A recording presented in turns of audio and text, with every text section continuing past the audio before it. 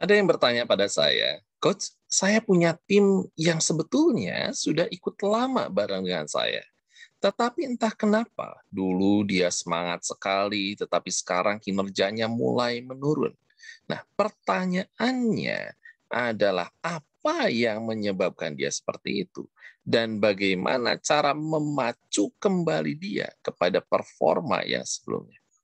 Masalah ini sering kali terjadi dan saya yakin bukan hanya masalah satu dua orang. Bagaimana ada orang yang performanya menurun, ada yang semula semangat sekarang kurang lagi, ada yang dulu produktif sekarang berkurang tingkat produktivitasnya. Hal ini biasanya terjadi karena beberapa hal.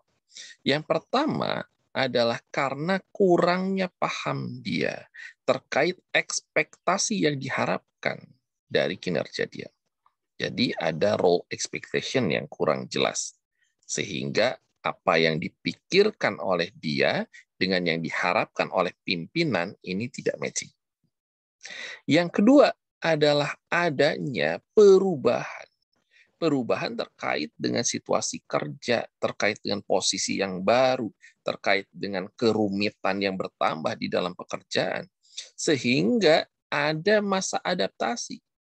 Dan mungkin ketika dalam ada adaptasi itu dia merasa kurang bisa mengikuti, maka akan muncullah dia kemudian merasa putus asa, jenuh, merasa mau nanya-nanya ke siapa gitu ya, karena takut, malu, takut dinilai dan lain sebagainya. Sedangkan kemungkinan terakhir adalah kurangnya motivasi. Terkait dengan motivasi, ini tidak bisa dilakukan dari luar. Karena yang bisa dilakukan adalah melakukan stimulus. Agar apa? Agar yang bersangkutan muncul motivasinya. Motivasi itu sendiri berasal dari dua kata, yaitu motive to action. Sehingga yang penting kita berikan adalah motif, dorongan, drive, stimulus, agar dorongan dalam dirinya itu keluar, mendorong dirinya melakukan action yang tepat. Apakah itu? Jadi dalam NLP kita mengenal yang namanya meta program. Di dalam meta program salah satunya kita akan mengenali yang namanya toward and away. Toward artinya bahwa setiap orang memiliki hal-hal yang diharapkan. Mengharapkan yang namanya kesenangan, mengharapkan yang namanya yang membahagiakan.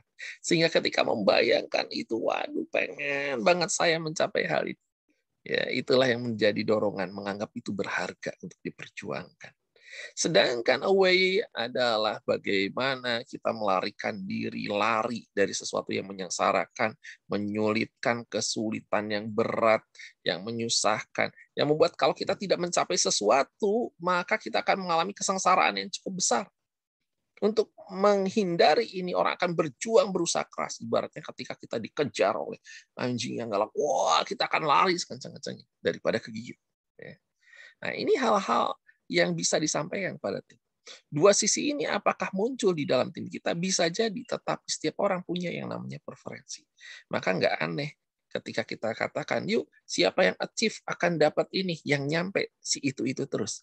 Karena si itu memang tipenya adalah toward. Sementara yang lain mungkin lebih termotivasi karena away from. Nah, bagaimana penerapannya lebih lanjut? Kita akan bahas di dalam kelasnya nanti. Sampai jumpa.